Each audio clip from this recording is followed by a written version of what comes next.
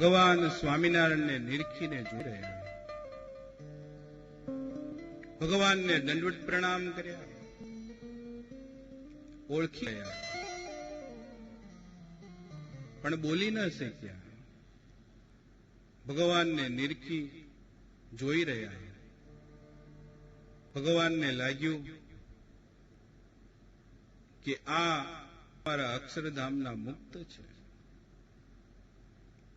અમારી સાથે અમારી સેવા માટે અમારી જે કઈ સંદેશ છે, જે ભક્તોને ઉપયોગી છે, એ અમારી સાથે આવ્યા છે. પછી તો ભગવાન સ્વામિનારાયણ લક્ષ્મીરામ શાસ્ત્રીને કીધું કે આ જીવરામ શર્માને અમારી પાસે રાખો. લક્ષ્મીરામ શાસ્ત્રી કહે છે કે હા, એટલા માટે તો પ્રભુ હું તમારી પાસે લાવ્યો છું. આના સાચા ગુરુ, સાચા માતા પિતા તો તમે છો. આની યોગ્ય સાર સંભાળ તો તમે જ રાખી શકશો. આમ કહી અને લક્ષ્મીરામ શાસ્ત્રી એ નાના જીવરામ શર્માને ભગવાન સ્વામિનારાયણને સમર્પિત કરી, ભગવાન સ્વામિનારાયણને અર્પણ કરી ત્યાંથી પોતાના ગામ જતા રહ્યા. એ જીવરામ શર્મા ભગવાન સ્વામિનારાયણની સાથે રહેવા લાગ્યા. સમય પર સમય વીતવા લાગ્યો. ભગવાન સ્વામિનારાયણે જીવરામ શર્માને દીક્ષા આપી અને દીક્ષા આપી અને ભક્તો નામ પાડ્યું ગોપાળાનંદજી. બ્રહ્મચારી ગોપાળાનંદજી. સ્વામીની બહુ હાઈટ નહોતી, બેઠી દડીના હતા. ભગવાન સ્વામિનારાયણ એમનું નામ પાડ્યું છે ગોપાળાનંદજી. ભગવાને દીક્ષા આપી અને પછી એનું કાંડું ભગવાને પોતાના પાસે રાખ્યા. એમના વિશેષ અભ્યાસની કે આગળ પણ સારો અભ્યાસ કરે અને અભ્યાસ કરી અને સત્સંગને ઉપયોગી ગ્રંથો રચે. આવું વિદ્યાવાન બાળક જો એની વિદ્યા વેડફાઈ જાય, એનો સદુપયોગ ન થાય, એટલા માટે બાળકને એ જે ગોપાળાનંદજીની જવાબદારી મુક્તાનંદ સ્વામીને સોંપી. સ્વામિનારાયણ ભગવાને બોલાવીને કીધું કે આજ આની જવાબદારી તમારી છે. આ ગોપાળાનંદજીને સારી શિક્ષા આપજો, સારી વિદ્યા આપજો, એને સારું ભણાવજો. મુક્તાનંદ સ્વામી પાસે રહી અને આ ગોપાળાનંદજી ભણવા લાગ્યા, સારી વિદ્યા ગ્રહણ કરવા લાગ્યા. મુક્તાનંદ સ્વામી જેવા એમને ભણાવવા લાગ્યા, ગુરુ બન્યા. ભગવાન તો ગુરુ હતા જ, પણ હવે મુક્તાનંદ સ્વામી પણ ગુરુ બન્યા છે. ઘણી વખત સંસારના માણસોને એવું હોય કે સાધુ બન્યા પછી ભણવું ન પડે. ઘણી વખત જે બાળકોને ભણવામાં જોર આવતું હોય ને, તો કે એ સાધુ બની જાય તો સારું, ત્યાં તો ખાઈ પીને બસ આરામ કરવાનો, સ્કૂલે જવાનું નહીં, ભણવાનું નહીં. આવું તો સુખ ક્યાંથી હોય? પણ એ વાત ખોટી છે. જ્યારે બાળક સંસાર છોડી અને ભગવે રંગે રંગાય છે, હા, અમુક કદાચ એની ભણવાની વૃત્તિ ન હોય ને ન ભણે તો અલગ વસ્તુ છે. એની ભણવાની ઈચ્છા ન હોય ને ન ભણે તો અલગ વસ્તુ છે. એના ઉપર કોઈ હા એના ગુરુ પ્રયાસ કરે, જેની પાસે એને દીક્ષા ગ્રહણ કરી હોય, જેની પાસે રહેતા હોય. આ અમારી સંતોની વાત કરું છું, તમને થોડીક જાણીને તમને પણ આનંદ થશે. એના ગુરુનો એવો પહેલો તો આગ્રહ હોય છે, અનુભવની વાત કરું છું, કે ભણે. પણ એની ભણવામાં વૃત્તિ ના હોય તો પછી ગુરુ બહુ આગ્રહ કરે ને, કઈ નહીં, તારે જે કરવું એ કર. તું રોટલા કર, કાં તો રસોડાનું કામ કર, કાં તો પછી વ્યવહારનું કામ કર, કાં તો પછી છેલ્લે પૂજાનું ટોકરી વગાડવાનું કામ કર. તને જે યોગ્ય લાગે એ સેવા પ્રવૃત્તિમાં તું જોડાઈ જા. અરે ભણવું હોય તો તું ભણ, તો ગુરુ એને ભણવાની વ્યવસ્થા કરાવી આપે છે. પણ હું એવું કહું છું, સ્વીકારું છું કે ઘરે રહી અને જે બાળકો ભણી નથી શકતા, બાળકો મિત્રોની સાથે રખડી ખાતા હોય, પણ એવા બાળકો જ્યારે સંસાર છોડી અને મંદિરમાં આવે છે અને પછી જે વિદ્યા અભ્યાસ કરે છે અને વિદ્યા અભ્યાસમાં જે મહેનત કરે છે, દિવસ રાત વાંચન કરી અને એક એક એક્ઝામો આપે છે, સંસ્કૃત ભાષાના જે ગ્રંથો છે, જે ગહનમાં ગહન ગ્રંથો છે, વ્યાકરણો, કૌમુદી, બધા એ ગ્રંથને જે ભણે છે, બુદ્ધિની પરાકાષ્ઠા કહેવાય એવા એવા ગ્રંથો સંસ્કૃતની અંદર એ સંતો ભણવા લાગે છે. જેને ઘરે કઈ ભણવામાં જોર આવતું હોય એને એમ થાય ચાલો જઈએ સાચું થઈએ, ત્યાં ભણવું નહીં પડે, પણ અહીંયા આવીને ઉલટું વધારે ભણવું પડે છે. આ વાત સત્ય છે. અહીંયા બેઠેલા ઘણા સંતો, પૂજ્ય નારાયણ વલ્લભ સ્વામીએ પણ શાસ્ત્રીની ડિગ્રી મેળવી છે. જેટલા વક્તાઓ ત્યાં તમારી આગળ કહેવા આવશે એ બધા પણ ઓછામાં ઓછું ઘરે છોડ્યા પછી 8 થી લઈ 10-12 વર્ષ સુધી તો એને કન્ટિન્યુઅસ એક ધારો યાદ શક્તિ આપી યાદ કરી સ્મરણ કરી અને એને વિદ્યાભ્યાસ કરવો જ પડતો હોય છે, અને એ કરતા પણ હોય છે. ઘણા બધા સંતો એનો વિદ્યાભ્યાસ કરતા જ હોય છે. સંપ્રદાયમાં આવ્યા પછી એવું ન સમજવું કે ભણવું ન પડે એટલે સાધુ થઈ જઈએ તો સારું, પણ અહીંયા આવીને ઉલટું વધારે ભણવું પડે છે. જે સારા સારા વક્તાઓ હોય છે, જે સારી સારી કથાઓ કહેતા હોય છે, એ તો જીવે ત્યાં સુધી ભણતા હોય, જીવે ત્યાં સુધી વાંચતા હોય. આ જીવન એ વિદ્યાર્થી જ રહે છે. કોઈ પણ અહીંયા જેટલા સંતો કથા કરતા હોય, તમારી આગળ કંઈ પણ નાની મોટી વાતો પ્રસંગો કહેતા હોય, એને જીવન પર્યંત એવું નથી કે આ તો બધું ખાધું મળી ગયું, એવી વાત નથી. આ વાત સમજવા જેવી છે કે એની પાછળની સંતોની મહેનત હોય છે, સંતોનો પરિશ્રમ હોય છે. કે જ્યારે કોઈ પણ ભક્તોને કથા સંભળાવી હોય એની પાછળ એનું વાંચન હોય છે, એનું ચિંતન હોય છે. ત્યારે બેસીને સંતો તમને કથા સંભળાવતા હોય છે. વાંચવું સહેલું છે કે અઘરું છે? બોલો, તમે જ કહો. હાલો, તમારા ઘરે સદગ્રંથો હશે, બધાએ રાખતા હશો પુસ્તકો. વાંચવું સહેલું છે કે અઘરું છે? અહીંયા 1 કલાક બેસાડીને તમને પુસ્તકો આપીને વાંચવા બેહાડ્યા હોય, તમે વાંચી ના શકો, કેમ કે બહુ કઠિન છે. હું એટલું ચોક્કસ કહું છું, જો તમારો એનો અભ્યાસ ન હોય પુસ્તક વાંચવાનો, તાકાત નથી તમે વાંચી શકો. વાંચો તો તમારી ક્યાંય વૃત્તિઓ રહે નહીં, ધ્યાન રહે નહીં, અને આમ એમ થાય કે ક્યાંક કોઈ એવા ભીડામાં લીધા હોય ને એવો અનુભવ. એટલે સંતો ખૂબ મહેનત કરતા હોય છે અને સંતો ઘણું સારું ભણતા હોય છે. એવી જ રીતે ગોપાળાનંદજી ભગવાન સ્વામિનારાયણ એમની જવાબદારી મુક્તાનંદ સ્વામીને સોંપી છે. મુક્તાનંદ સ્વામી પાસે પણ બહુ સારું ભણ્યા. ત્યારબાદ એ ગોપાળાનંદજીની જવાબદારી સંપ્રદાયના પ્રકાંડ પંડિત અને વિદ્વાન એવા સંત સ્વામી નિત્યાનંદજી એમની પાસે મૂક્યા છે, આગળ વધારે વિદ્યા અભ્યાસ કરવા માટે. વિચાર કરો, આ બાળક કેટલું ભણ્યું હશે, આ સાધુ કેટલું ભણ્યા હશે. મુક્તાનંદ સ્વામીની વિદ્યા ખૂટી ગઈ, આગળ નિત્યાનંદ સ્વામીની વિદ્યામાં એ પારંગત થયા છે, બહુ ભણ્યા છે. અને હું એટલું ચોક્કસ કહી શકું,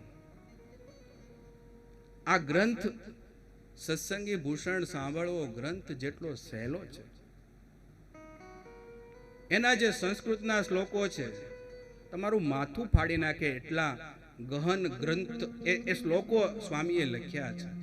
હું તો એમ કહીશ કે ભાગવતના શ્લોકો એની આગળ સરળ પડે, સત્સંગી જીવનના શ્લોકો એની આગળ સરળ લાગે, એવા ગહન ગહન શબ્દોવાળા શ્લોકો સ્વામીએ ઉચ્ચ શૈલીમાં નાના નાના ચરિત્રો લખ્યા છે. વિદ્વાનોની પરીક્ષા થાય એવો ગ્રંથ વાસુદેવાનંદ વર્ણી કહેતા ગોપાળાનંદજીએ સત્સંગી ભૂષણમાં એ શ્લોકો લખ્યા છે. કઈ હાથો જડે નહીં. ભણેલા હોય એ વિચારમાં પડી જાય કે આનો અર્થ કેવી રીતે કરવો. અહીંયા જે સંતો તમને કથા કહે છે એ કથા બધી જ કથા એ લીલા ચરિત્રોની જે કથાઓ છે એ બધી જ કથાઓ શ્લોકાત્મક છે. શ્લોકના એનું ભાષાંતર છે, એનું ચોક્કસ ભાષાંતર છે. પણ સંતો પછી એ શ્લોક વાંચી એનો અર્થ કરી અને પછી એ તમને રસાળ શૈલીમાં પીરસે છે, એટલે તમને બધાને સાંભળવું ગમે છે. પણ મૂળતઃ એ શ્લોકની અંદર એ શાસ્ત્ર રચાય છે. નિત્યાનંદ સ્વામી પાસેથી બહુ સારું ભણ્યા છે અને ભણી ગણી અને એવા સરસ તૈયાર થયા. પછી એક દિવસનો સમય છે. તમે કદાચ મનમાં વિચાર કરતા હશો વાસુદેવાનંદ વર્ણી અને ભગવાને તો એમનું ગોપાળાનંદજી નામ પાડ્યું તો ના વાસુદેવાનંદ વર્ણી કેમ થયા? પણ એની પાછળનો એક પ્રસંગ છે. ભગવાન સ્વામિનારાયણે પ્રથમ નામ તો એનું ગોપાળાનંદજી રાખ્યું હતું, પણ પછીથી નામ એમનું ફેરવ્યું વાસુદેવાનંદ વર્ણી. ભગવાને એમને દીક્ષા આપી અને ગોપાળાનંદજી નામ રાખ્યું. ગોપાળાનંદજી આપણા સંપ્રદાયની ત્યાગીઓની વ્યવસ્થામાં 3 પ્રકારે વ્યવસ્થા હોય છે. જે દીક્ષા ગ્રહણ એમાં 2 મુખ્ય હોય છે. ત્યાગી વિભાગમાં જે બ્રાહ્મણ સિવાય અન્ય જાતિના જે સંતો બને એને સંત દીક્ષા લેવામાં આવે છે, એને સાધુની દીક્ષા ગ્રહણ કરવામાં આવે છે. અને કોઈ બ્રાહ્મણ પુત્ર દીક્ષા ગ્રહણ કરવા આવે તો એને વિશેષ દીક્ષાની અંદર બ્રહ્મચારીની દીક્ષા મળે છે. એને બ્રહ્મચારીની દીક્ષા મળે છે. હવે આપણા સત્સંગની અંદર બ્રહ્મચારીઓ બહુ ઓછા થવા લાગ્યા છે. બ્રાહ્મણ દીકરાઓ, બ્રાહ્મણ પુત્રો દીક્ષા ઓછી લે છે, એટલે બ્રહ્મચારીઓનો સંખ્યા દિવસે દિવસે ઓછી થવા લાગી છે. અમુક જગ્યાએ તો બ્રહ્મચારીઓ બ્રાહ્મણો દીક્ષા લેવાનું બંધ કર્યું, તો અમુક સ્થાનોની અંદર તો બિલકુલ સંખ્યા ત્યાં સમાપ્ત પણ થઈ ગઈ છે. આજે ભુજની અંદર પહેલા બ્રહ્મચારીઓની સંખ્યા હતી, પણ ધીરે ધીરે બ્રાહ્મણો દીક્ષા લેવાનું બંધ કર્યું, એટલે ત્યાં પણ ભુજની અંદર પણ એ બ્રહ્મચારીઓની સંખ્યા સમાપ્ત થઈ ગઈ. એવી જ રીતે મોળી દેશની અંદર પણ બ્રહ્મચારીઓ રહેતા, ત્યાં દીક્ષા લેતા બ્રાહ્મણો, ત્યાં એમને દીક્ષા લેવાનું બંધ થયું સમયાકાળે. ત્યાં પણ બ્રહ્મચારીઓની સંખ્યા સમાપ્ત થઈ ગઈ. અમુક પ્રાંતોમાં હજી બ્રહ્મચારીઓમાં ખબર પડે છે ને, અડધા હાફ, ઉપર ભગવું અને નીચે વ્હાઈટ, એને બ્રહ્મચારી કહેવાય. ક્યારેક તમને દર્શન પ્રાપ્ત થઈ જાય, ક્યારેક એને દર્શન તમને થઈ જાય. જે બ્રાહ્મણ હોય એને મુખ્યતઃ એને સાધુની દીક્ષા લેવી હોય તો એ લઈ શકે, પણ એનો ભગવાને જે એનો વિભાગ કર્યો, બ્રહ્મચારીનો વિભાગ કર્યો છે, એ બ્રહ્મચારીનું સ્થાન સાધુ કરતા પણ એક સ્ટેપ આગળ હોય છે. કેમ કે બ્રાહ્મણ કુળની અંદરથી આવી અને એ દીક્ષા ગ્રહણ કરે છે એટલે બ્રહ્મચારી થાય છે. અને એને પૂજાનો પહેલો અધિકાર ભગવાને એ બ્રહ્મચારીઓને આપ્યો છે. દેવોની પૂજા કરવાનો પહેલો અધિકાર ભગવાન સ્વામિનારાયણે એ બ્રહ્મચારીને આપ્યો છે. આજે પણ જેતલપુર હોય કે પછી અમદાવાદ નારાયણ દેવ હોય, જે ભગવાન સ્વામિનારાયણે પ્રવર્તાવેલી પરંપરા પ્રમાણે બ્રહ્મચારીઓ સેવા પૂજા કરે છે. તમને કદાચ મનમાં જિજ્ઞાસા હોય કે આ બ્રહ્મચારી અલગ કેમ અને આ સાધુ અલગ કેમ? આ બધાને અવિવાહિત જીવન જીવવાનું હોય છે, એ તો બધાના માટે સમાન નિયમ છે. તો બ્રહ્મચારી જે બ્રાહ્મણ હોય, ભગવાને એ બ્રાહ્મણને બ્રહ્મચારી બનાવવા માટે ઉપરનું વસ્ત્ર ભગવું રાખવામાં આવતું અને નીચેનું ધોતી હોય એ સફેદ રાખવામાં આવતું. આવી રીતે એને અલગ પાડવામાં આવેલા છે. તો જે ગોપાળાનંદજી છે એ પોતે બ્રાહ્મણ છે, દ્વિવેદી બ્રાહ્મણ છે અને બ્રાહ્મણ કુળમાં જન્મ થયો છે. એટલે ભગવાને એમને દીક્ષા આપી, ગોપાળાનંદજી નામ પાડ્યું, પણ બ્રહ્મચારી બનાવ્યા છે. એટલે એક વાત ક્લિયર થવી જોઈએ, કેમ કે ભગવાન સ્વામિનારાયણના સમયમાં નંદ સંતો હતા, પછી દાસ પંક્તિ શરૂ થઈ છે. અત્યારે દાસ પંક્તિના સંતો ચાલે છે. અત્યારે સંતોના નામની પાછળ દાસ લાગે છે. તે વખતે ભગવાનના સમયમાં સંતોની પાછળ નંદ એવું લાગતું. મુક્તાનંદ સ્વામી, ગોપાળાનંદ સ્વામી, પણ બ્રહ્મચારીઓની અંદર હજી એ નંદ લાગે છે. ગોપાળાનંદજી, પછી વાસુદેવાનંદજી, બધા એની પાછળ હજી ચાલુ છે. પણ સંતોની અંદર પછી દાસ પંક્તિ શરૂ કરી છે ભગવાને. તમને બધાને કંટાળો નથી આવતો ને? આ સંપ્રદાયની જે પ્રાથમિક વાતો છે એનું જ્ઞાન તમને આપું છું સાથે સાથે કથાને. કેમ કે ઘણી વખત આપણે સત્સંગમાં રહેતા હોઈએ પણ ઘણી બધી વસ્તુથી આપણે અજાણ હોઈએ, પણ આ વસ્તુ આપણને થોડી થોડી જાણકારી મળે. જો કે જે વડીલ ભક્તો છે, જે પરંપરાથી સત્સંગ કરતા આવ્યા છે ને બધું જોતા આવ્યા છે, એને આ બહુ વસ્તુ નવી ન લાગે. પણ જેને બહુ સત્સંગની અંદર રસ નથી લીધો અથવા તો એ અજાણ છે, તો એને આ વસ્તુનું જ્ઞાન થાય. એટલે બ્રહ્મચારી બન્યા છે ગોપાળાનંદજી. તો ગોપાળાનંદજીમાંથી વાસુદેવાનંદ વર્ણી કેવી રીતે થાય એની પાછળની એક બહુ સુંદર કથા છે. ભગવાન સ્વામિનારાયણ લોયામાં બિરાજમાન છે. ભણી ગણીને તૈયાર થયેલા ગોપાળાનંદજી સભામાં બેઠા છે. ભગવાન સ્વામિનારાયણે આજ્ઞા કરી છે, આજે કથા ગોપાળાનંદજી વાંચશે. શું કીધું? ભગવાન જ્યારે બિરાજમાન હોય, ભગવાન ઢોલિયા ઉપર બેઠા હોય, નાનકડી પાટ બાજુમાં મૂકી અને જે ભગવાન જે વક્તાઓને આદેશ કરતા, સંતો ભક્તોને આદેશ કરતા, એ સંત બેસી અને કથા સંભળાવે. એટલે સ્વામિનારાયણ ભગવાને સભામાં કહ્યું છે કે ગોપાળાનંદજી આજે કથા કરશે. ભણી ગણીને તૈયાર થયેલા ગોપાળાનંદજી પાટ ઉપર બેઠા. મેં તમને પહેલા કીધું ને, બહુ નાની બેઠી દડીના હતા, હાઈટે બહુ નાના હતા, બેઠી દડીના હતા. એટલે પાટ ઉપર બેઠા, પણ પાછળ બેઠેલા ભક્તોને દેખાય નહીં કોણ વાંચે છે. ક્યાંકથી અવાજ તો આવે છે પણ દેખાતું નથી. મને એવું લાગે છે કે વ્યાસપીઠને સ્ટેજ એટલે જ ઊંચા રાખવામાં આવે છે કે બધાને વક્તાનું મુખ દેખાય અને લોકોને રસ પડે સાંભળવામાં. તો સ્વામી બહુ બેઠી દડીના એટલે દેખાય નહીં. બધા લોકો જોવે ક્યાંથી અવાજ આવે છે, ક્યાંથી અવાજ આવે છે, આમથી આમ જોવે. ત્યારે સ્વામિનારાયણ ભગવાનને થયું કે કોઈ જોઈ શકતા નથી. એટલે સ્વામિનારાયણ ભગવાને તરત ગોપાળાનંદજીને કહ્યું કે સ્વામી ઊભા થાવ, બધાએ બેઠા બેઠા કથા કરે, તમે આજે ઊભા ઊભા કથા કરો. સ્વામી મહારાજની આજ્ઞા થઈ. એ નાનકડા ગોપાળાનંદજી પોતાની વિદ્વત્તા ભરી વાણીથી, પોતાની મધુર વાણીથી અને સરળતાથી એવી સુંદર કથા કીધી. ભગવાનને પણ આશ્ચર્ય થયું, વાહ.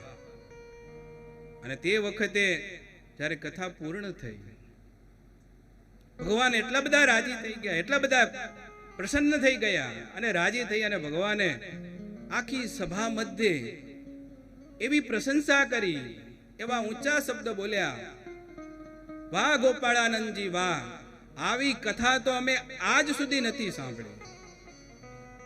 તમે એટલી સુંદર કથા કરી છે. આ મોટા મોટા સંતો પણ એવી કથા નથી કરી શકતા, એવી કથા તમે કરી છે. અમે તમારી કથાથી બહુ રાજી થયા છીએ. ભગવાન સ્વામિનારાયણ આટલી પ્રશંસા કરતા કરતા પોતાની જે ઢોલિયો હતો, ઢોલિયા ઉપરથી ઉતરી ગયા.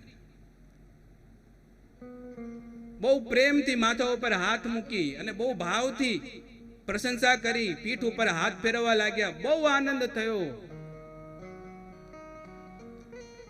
તમે તો સાક્ષાત શ્વેતદીપના વાસુદેવ હોય એવું મને લાગે છે. શું બોલ્યા સ્વામિનારાયણ ભગવાને? તમે તો સાક્ષાત શ્વેતદીપના વાસુદેવ અહીંયા આવ્યા હોય એવું મને ભાસે છે. જાઓ, આજથી તમારું નામ વાસુદેવાનંદ છે. આમ કહી અને સ્વામિનારાયણ ભગવાને એમના નામનું પરિવર્તન કરી દીધું. તમારું નામ આજથી ગોપાળાનંદજી નહીં, પણ આજથી તમે વાસુદેવાનંદ છો. સ્વામિનારાયણ ભગવાન ત્યાંથી અટક્યા નહીં. સ્વામિનારાયણ ભગવાન રાજી થઈ ગયા. એવા રાજી થયા એમની કથાથી, એની પ્રભાવી વાણીથી, એમની વિદ્વતાથી, એમની સરળતાથી, એમની નમ્રતાથી. ભગવાને બે હાથ બે બાવડા પકડી ક્યાં સુધી ગયા ખબર છે? પોતાનો જે ઢોલિયો હતો એ ઢોલિયા ઉપર વાસુદેવાનંદ બ્રહ્મચારીને બેસાડી દીધા. આવી કૃપા કરી.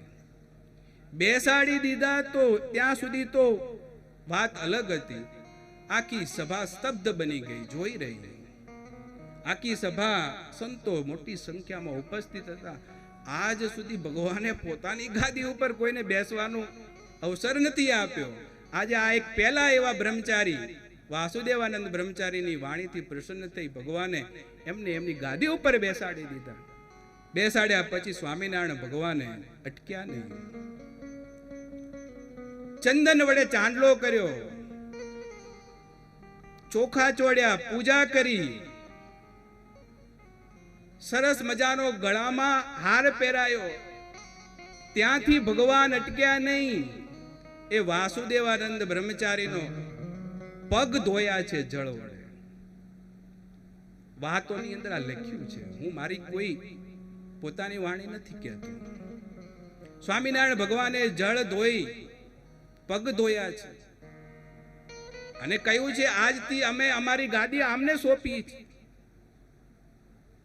જ્યારે આટલું બધું માન, આટલું બધું સન્માન, આટલું બધો પ્રેમ, આટલો બધો આશીર્વાદ ભગવાને આપ્યા. વાસુદેવાનંદ વર્ણિત તો આમ આંખમાંથી આહુડા વયા નીકળવા લાગ્યા. કેમ કે જેને માન જોઈતું નહોતું, જે નમ્ર હતા, એને પ્રભુએ આટલું બધું માન આપ્યું. સભા પૂરી થઈ ગઈ. આ બાજુ વાસુદેવાનંદ વર્ણી આસને જઈ રડવા લાગ્યા. ભગવાને મારી સાથે આવું કેમ કર્યું? મને પ્રશંસા કરી ત્યાં સુધી તો વાંધો નહીં, એમને ગાદી ઉપર બેસાડ્યો ત્યાં સુધી વાંધો નહીં, મારા પગ ધોયા, મારી આરતી ઉતારી, આવું ભગવાને મારી જોડે કેમ કર્યું? મારો એવો શું અપરાધ? આ બધું કર્યું એને ગમ્યું નહીં. આવું જેને ન ગમે ને એ જ સમજવું કે એની અંદર સાધુતા છે. આવું જેને ગમે ને તો સમજવું કે કંઈક બીજું છે, કંઈક બીજું ભૂત વળગ્યું લાગે છે. આવું જેને ન ગમે એને સમજવું કે આની અંદર કંઈક ઊંચાઈ છે. રડવા લાગ્યા ખૂણામાં બેસીને.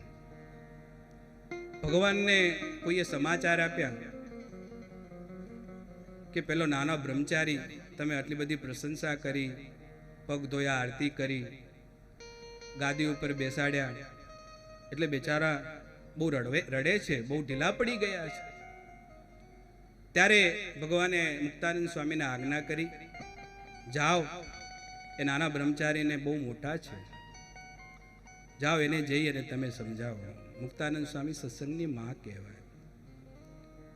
એ રડતા વાસુદેવાનંદ બ્રહ્મચારીને મુક્તાનંદ સ્વામી પાસે ગયા, મસ્તક ઉપર હાથ ફેરવીને કહેવા લાગ્યા, ઓ બ્રહ્મચારી, શાંત થઈ જાઓ, રડશો નહીં.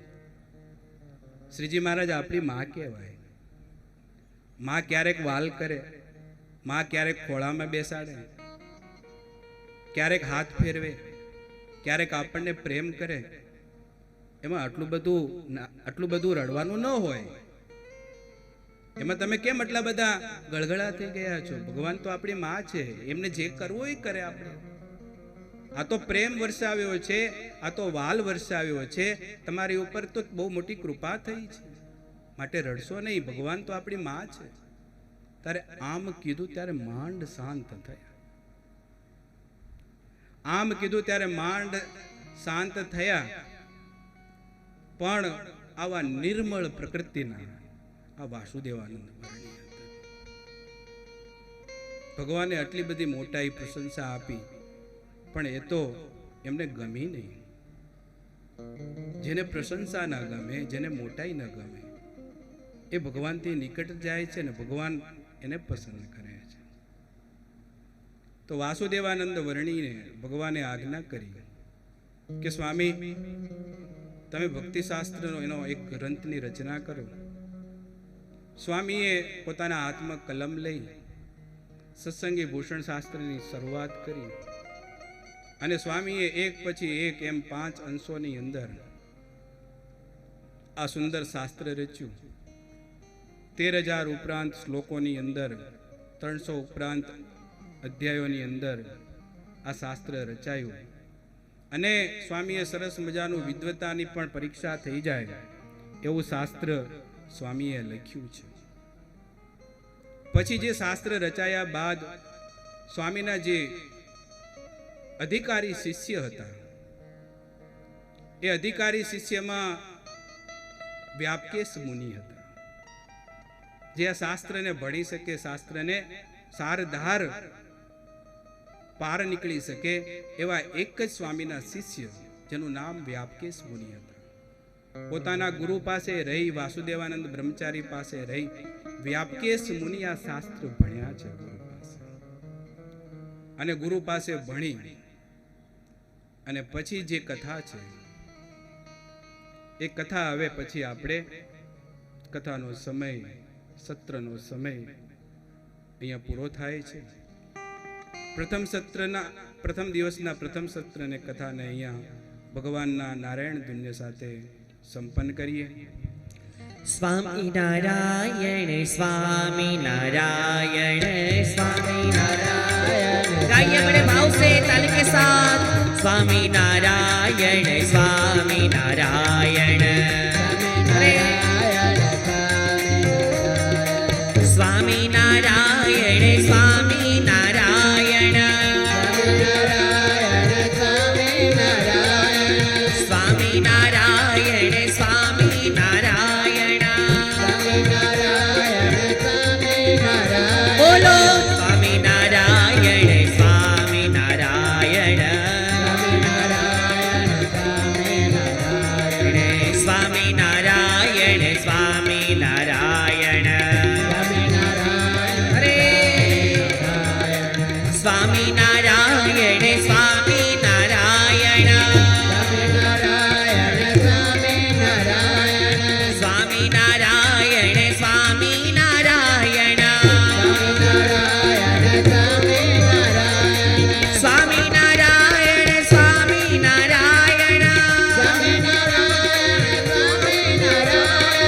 स्वामी नारायण, स्वामी नारायण. हे स्वामी नारायण, स्वामी नारायण.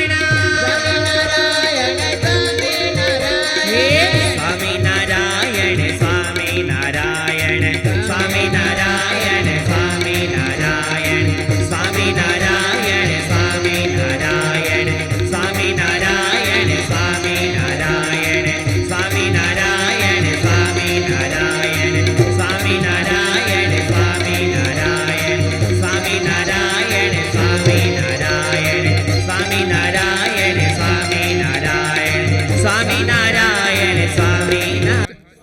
સદગુરુ શાસ્ત્રી સ્વામી દેવ સ્વરૂપદાસજીએ ગાગરમાં સાગર એ ન્યાય આપણને પોતાના મુક્ત કંઠે ભાવ વિભોર શૈલીમાં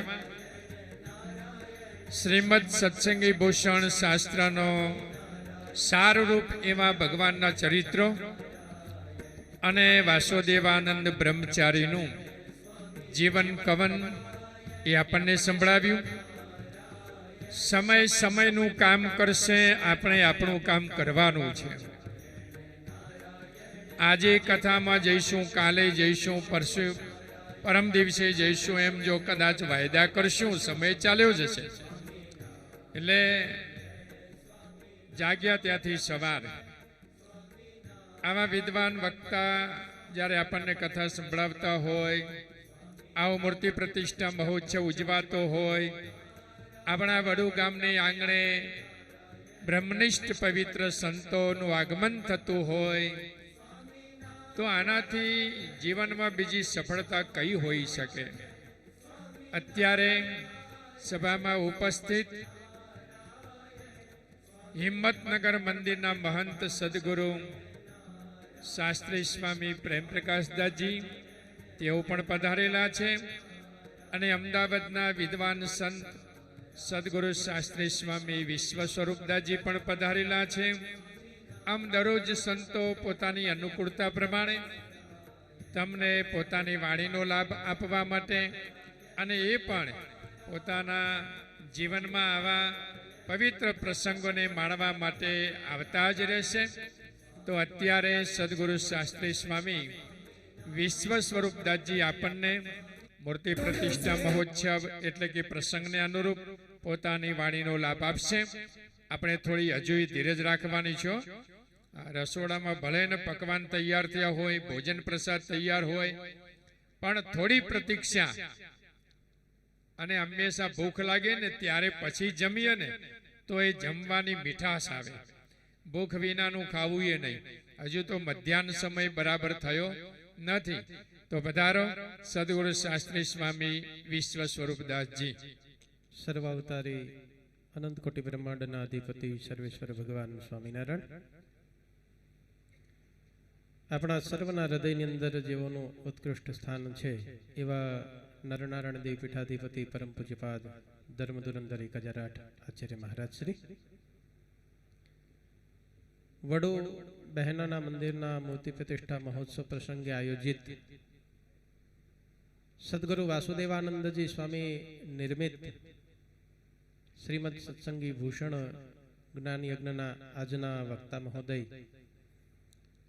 અમારા સહાધ્યાયી પૂજ્ય માણસા મંદિરના મહંત સ્વામી દેવ સ્વરૂપ સ્વામી, આ મહોત્સવના પ્રેરક, માર્ગદર્શક અને તમારા સમગ્ર 42ની અંદર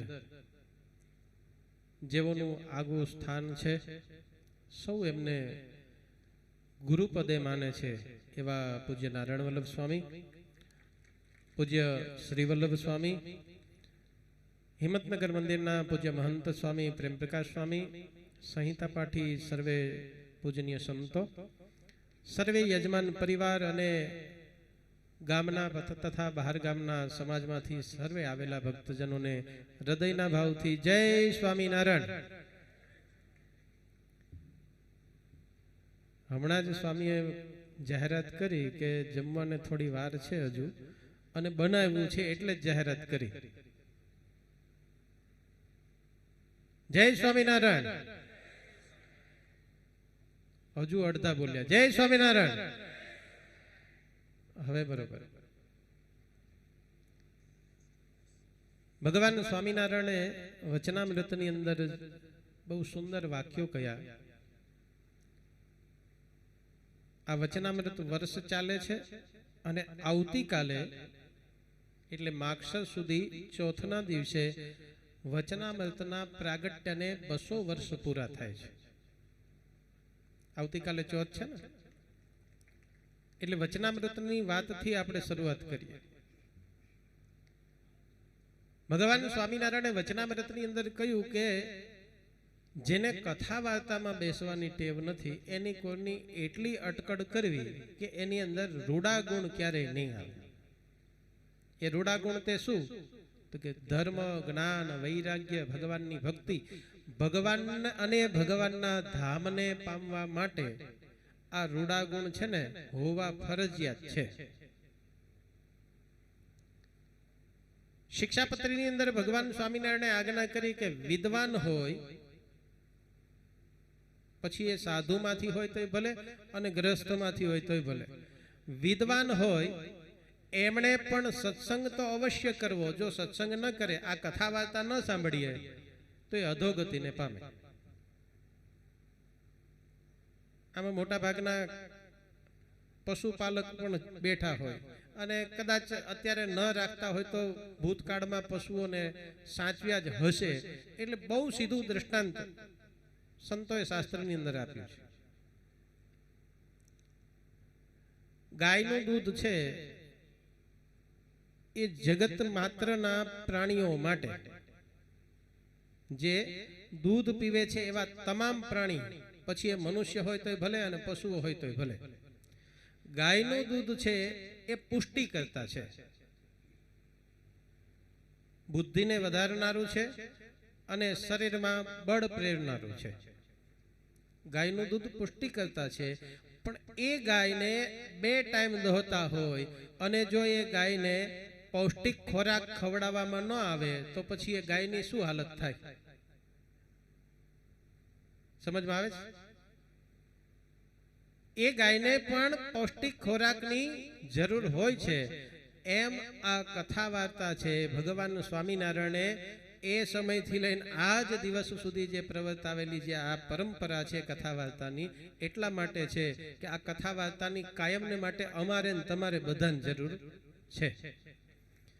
અને એના માટે જ વચનામૃત જેવું સતશાસ્ત્ર ભગવાન સ્વામિનારાયણે જેને પોતાના મુખે કરીને ઉપદેશ આપેલો જે છે, એ વચનામૃત સત્શાસ્ત્રને 5 સદગુરુએ સંગ્રહિત કરી અને આપણા સમક્ષ આપણા જીવાત્માના આવનારી ભાવિ પેઢીઓના જીવાત્માના કલ્યાણને માટે એ મોક્ષ માર્ગનું પગથિયા રૂપ એ વચનામૃત છે અક્ષરધામ સુધી પહોંચાડે. જેવા છે એવા ભગવાન ઓળખાવે, જેવા છે એવા સાધુ ઓળખાવે, જેવા છે એવા ભગવાનના ભક્તો ઓળખાવે અને જેવો છે એવો સત્સંગનો મહિમા ઓળખાવે, એ વચનામૃત ભગવાન સ્વામિનારાયણે આપણને આપે. 5 સદગુરુઓના માધ્યમથી એ વચનામૃતની પ્રાપ્તિ આપણને થઈ. પૂજ્ય નારાયણ વલ્લભ સ્વામી એમનો બહુ મોટો દાખલો આ તમારા તમામ સમાજના ગામોની અંદર છે. સૌથી મોટી વાત નારાયણ વલ્લભ સ્વામીની અંદર હૃદય સ્પર્શી જાય એવી વાત છે. આ શબ્દોની અંદર કોઈ અતિશયોક્તિ નથી, પણ જેટલો નજીકથી સ્વામીને હું જાણું છું, એમની અંદર જે નિખાલસપણું અને નિર્દોષપણું છે ને, એ બહુ મોટું હૃદય સ્પર્શી જાય એવી વાત છે. ગમે તેવો નાનો પ્રસંગ હોય કે ગમે તેવો મોટો પ્રસંગ હોય, પણ હું પણ કે એના જીવનની અંદર ક્યાંય દ્રઢ થઈ જાય એવું ક્યારેય જોયું નથી. નાનામાં નાના સાધુ પાસે અને નાનામાં નાના હરિભક્તની પાસે નમ્રતાથી રહી અને કાર્ય કરવું એ સ્વામીની એક આગવી ઓળખ છે. આવા પવિત્ર સંત તમને બધાને મળ્યા છે. અને ખાસ કરીને પેલી કહેવત છે કે મામાનું ઘર અને પીરસનારીમાં પછી કઈ બાકી હોય? ઘર મામાનું જ છે ને માં જ પીરસનારી છે, પછી એમાં કઈ બાકી ન હોય, આમ તૃપ્તિ થઈ જાય, અમીના ઓડકાર આવી જાય. એમ તમારા જ સમાજના સંત છે અને ભગવાન સ્વામિનારાયણની કૃપાથી, ભગવાન સ્વામિનારાયણની દયા દ્રષ્ટિથી, આચાર્ય મહારાજની કૃપાથી, સમગ્ર ધર્મકુળ પરિવારના આશીર્વાદથી એમણે મળેલી બુદ્ધિ અને વિદ્યાનો સદુપયોગ આ સત્સંગને માટે અને ખાસ કરીને વિશેષે કરીને નરનારાયણ દેવના દાયરામાં રહી અને જે સદુપયોગ કરે છે એ બહુ મોટી વાત છે. એનો તમે બધા લાભ લઈ રહ્યા છો. તમે બધા સમગ્ર સમાજના ગામના બધા જ ભક્તજનોને ખૂબ ખૂબ ધન્યવાદ છે. વિશેષ દેવ સ્વામીએ જે આજની કથા કરી, ઘણાને સ્વામી વચ્ચે પૂછ્યું ને, તમને બધાને આમ વાંધો નથી ને, તકલીફ નથી ને? ખરેખર સ્વામીએ જે કથા કરી બહુ સરસ શબ્દો અને બહુ સુંદર એમની કથા હતી. આટલી ડીપમાં ઉપરની વાતો તો ઘણી બધી થાય, ટૂંકમાં વાત કરી, ઉપરની વાત કરીને ફેંકી દે, એક બાજુથી બીજી બાજુ ગોલ થઈ જાય. પણ સ્વામીએ બહુ સરસ મજાની શૈલીની અંદર અને બહુ સરસ સુંદર વાતોને વણી અને જે કથા કરી છે સ્વામીના જીવન ચરિત્રની, વાસુદેવાનંદ સ્વામીના જીવન ચરિત્રની જે કથા કરી છે, ખરેખર પૂજ્ય સ્વામીને વક્તાશ્રીને પણ ખૂબ ખૂબ ધન્યવાદ છે. આજના પ્રસંગે ભગવાન નરનારાયણ દેવના ચરણોમાં પ્રાર્થના કરીએ. અમારે સંતરામપુર નિવાસી મહાપ્રતાપી હનુમાનજી મહારાજના ચરણોમાં, અહીંયા વડુમાં પણ મહાપ્રતાપી હનુમાનજી મહારાજ બિરાજમાન છે, એમના ચરણોમાં પ્રાર્થના કરીએ કે આ તકે મંદિરના પાયાથી લઈને પ્રતિષ્ઠા સુધી જે જે ભક્તજનોએ પોતાનું તન મન અને ધન જે કંઈ સેવાઓ કરી હોય એમને ભગવાન સ્વામિનારાયણ મહાપ્રભુ નરનારાયણ દેવ હનુમાનજી મહારાજ ખૂબ સુખિયા કરે, એ જ પ્રાર્થના અભ્યર્થના સાથે અસ્તુ. જય સ્વામિનારાયણ. બહુ સરસ પોતાની વાણીનો લાભ આપ્યો. નવા વાણી મુખે મુખે ન્યાય, દરેક સંતોના મુખે નવી નવી વાણી સાંભળવા મળે અને બીજો તો ફાયદો આપણને શું હોઈ શકે? આ સંતોની વાણી સાંભળીએ તો જન્મ જન્મના પાપ બળીને ભસ્મ થાય અને ભગવાનમાં વધારે ને વધારે હિત વધે, સ્નેહ વધે, ભક્તિ વધે. તો સંતો જેવું જાણે છે એવું આપણને કહે છે. એમને કોઈ સ્વાર્થ નથી હોતો, અને જ્યાં સ્વાર્થ બળતો હોય ત્યાં સત્સંગમાં સુખ મળે નહીં.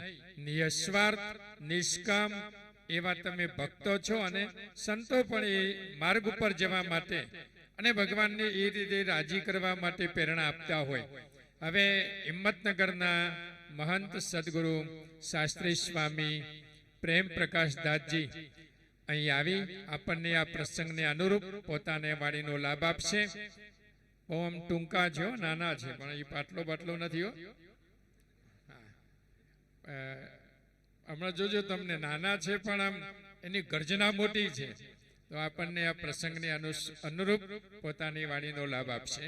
પધારો શાસ્ત્રી નાના એટલે પીપી સ્વામી. અવતીર્ય નિજાક્ષરાત પરા દિહમૂર્ત્યામ બદરી વને સ્થિત ભુવિ ભારત જીવ શર્મણે નર નારાયણ દેવ પહિમામ. પરત્પર ઉપાસ્ય ઇષ્ટદેવ ભગવાન સ્વામિનારાયણ મહાપ્રભુ, વ્યાસ ગાદી આરૂઢ વ્યાસ સ્વરૂપ સંપ્રદાયના વિદ્વાન કથાકાર એવા માણસા મંદિરના મંત સ્વામી પૂજ્ય શાસ્ત્રી સ્વામી દેવ સ્વરૂપદાસજી સ્વામી, સહિતાપાઠનું મૌન વાંચન કરેલા પૂજ્ય સહિતાપાઠી વક્તાશ્રીઓ, સંતો અને સમગ્ર આજે કઈ માંડવો નાખ્યો છે એ સમગ્ર સમિયાણાના આયોજક વડનગર મંદિરના પૂજ્ય મંત સ્વામી, ગુરુતુલ્ય પૂજ્ય નારાયણ વલ્લભદાસજી સ્વામી,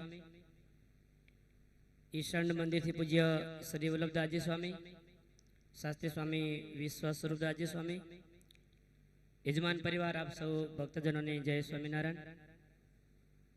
ખૂબ સુંદર પૂજ્ય વક્તા મહોદય શ્રી કથાકારે સત્સંગી ભૂષણ અને સત્સંગી ભૂષણના રચયિતા એટલે વાસુદેવાનંદ વર્ણી, બરાબર ને? તમે એમને જોયેલા છે?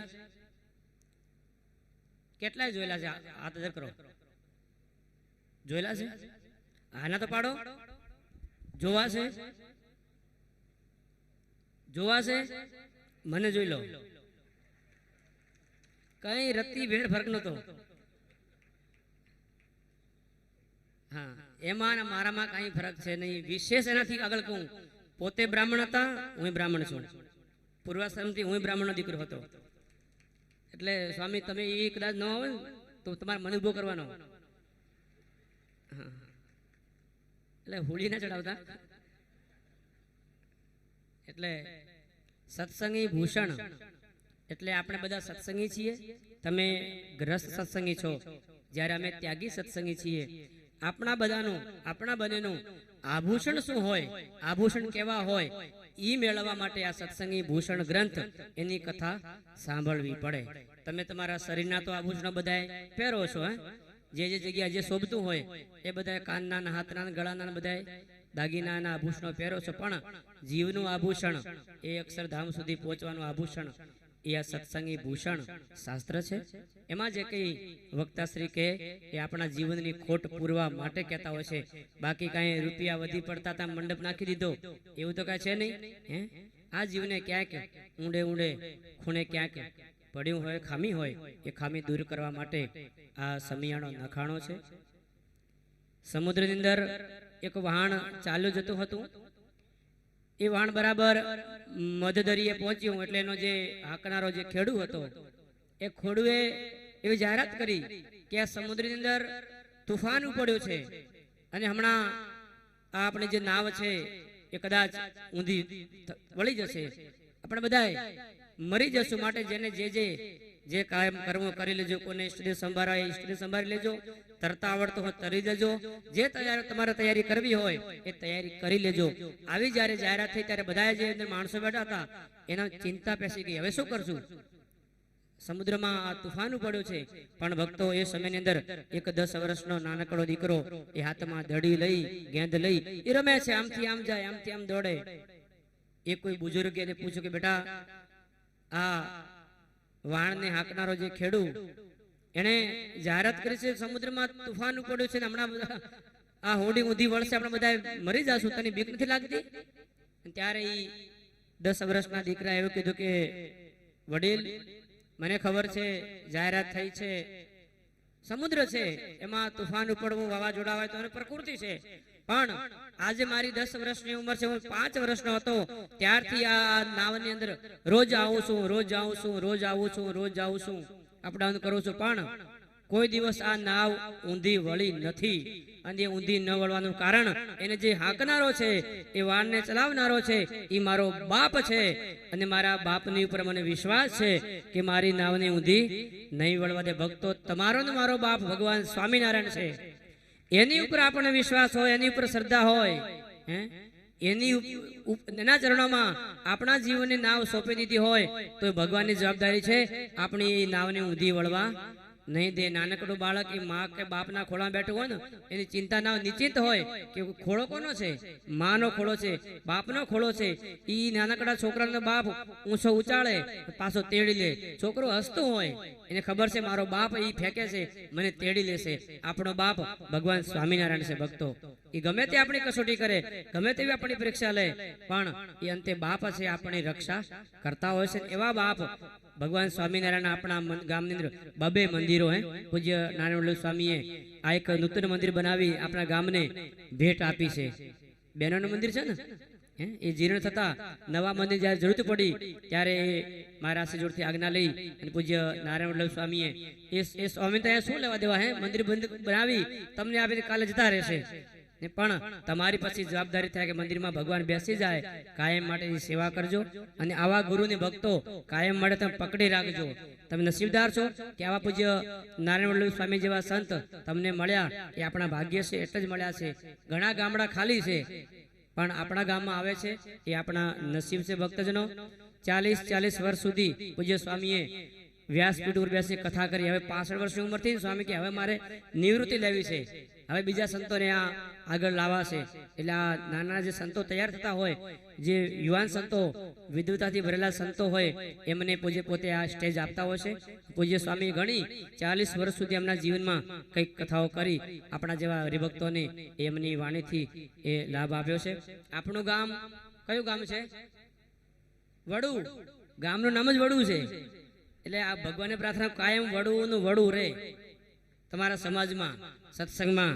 વડુ ને વડુ એટલે મોટો ને મોટો રહ્યો. હા, એવી ભગવાનના ચરણોમાં પ્રાર્થના સાથે મારી વાણીને વિરામ. છે નાના પણ વાતો મોટી હોય, એટલે એ સંતમાં રહીને ઠાકોરજી પ્રેરણા કરે ને એટલે ભગવાન બોલતા હોય. સાધવો હૃદયમ મહ્યમ સાધુનામ હૃદયમ ત્વહમ. ભગવાન સ્વામિનારાયણ કહે સાધુનું હૃદય એ મારું હૃદય છે ને મારું હૃદય સાધુનું હૃદય છે. અને એટલા માટે આપણા સંપ્રદાયની અંદર સંતનો ખૂબ મહિમા ગાયો છે. સંત દ્વારા ભગવાનનું જો આપણને મિલન થાય, અથવા તો સંત દ્વારા જો ભગવાનનો પરિચય થાય, સંત દ્વારા ભગવાન કેવા છે અને એની ઓળખાણ જો સંત દ્વારા થાય, તો એ સત્સંગ કાયમ માટે ટકી રહે. સંત માધ્યમ હોવા જોઈએ. તો આવા સંતોની વાણી એ જીવનમાં ખૂબ જ સંગ્રહ કરી રાખવી. વક્તા મહોદય શ્રી આપણને જે કથા સંભળાવી, આ સંતોએ જે આપણને પ્રેરણા આપી, આ જો સંગ્રહ કરેલું હોય તો ગમે ત્યારે પણ આપણને એ કામ લાગે. કામ લાગે એટલે કે જ્યારે કોઈ મુશ્કેલીનો સમય આવ્યો હોય ને ત્યારે આવા શબ્દો આપણને રસ્તો સુજાડે. તો અત્યારે જો કે આપણે સાંજે ધામધૂમથી શ્રી ઘનશ્યામ જન્મોત્સવ એ આજ મંચ ઉપર ઉજવવાનો છે. એટલે સાંજે બીજા ન આવતા હોય ને બધાને પકડી લાવજો, ભાઈઓ અને બહેનો બધાય. અને ધામધૂમથી લગભગ 5.5 કે 6 કલાકે ધામધૂમથી શ્રી આપણા ઈષ્ટદેવ ઘનશ્યામ મહારાજનો જન્મોત્સવ ઉજવાશે. અત્યારે બહાર ગામથી જો કે મારી નજર પહોંચે ત્યાં સુધી મને ખબર નથી, પણ પરમ ભક્ત રમણભાઈ વખાસણથી પધારેલા છે, સ્ટેજ ઉપર આવશે અને વક્તા મહોદય શ્રી એમને પુષ્પની માળા પહેરાવી સન્માનિત કરશે. હાલ પોતે રમણભાઈ અમેરિકા રહે છે, પણ હમણાં છેલ્લા 20-25 દિવસથી પધારેલા છે. એ સિવાય બીજા કોઈ બારગામના સજ્જનો આવ્યા હોય તો સ્ટેજ ઉપર પધારજો અને એમને પણ પુષ્પની માળા પ્રસાદીની મળશે. સમય અને સમયની સાથે રહેવું. બરાબર તમને 12 વાગે અહીંથી રજા આપવામાં આવશે. હજુ તો 12 માં 4 મિનિટ બાકી છે.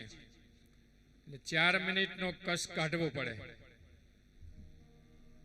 બહાર ગામથી બીજા કોઈ આવ્યા હોય, આજુબાજુના ગામથી પધારેલા હોય અથવા કોઈ મહેમાન પધાર્યા હોય તો સ્ટેજ ઉપર આવી શકે.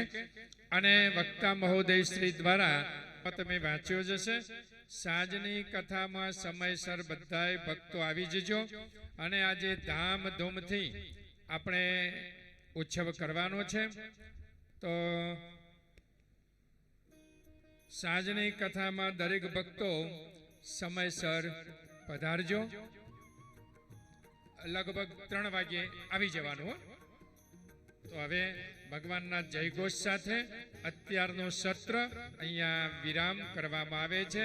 બોલો સ્વામિનારાયણ ભગવાનની જય. શ્રી નરનારાયણ દેવની જય. શ્રી વાસુ પૂજ્ય હનુમાનજી મહારાજ રાજની જય.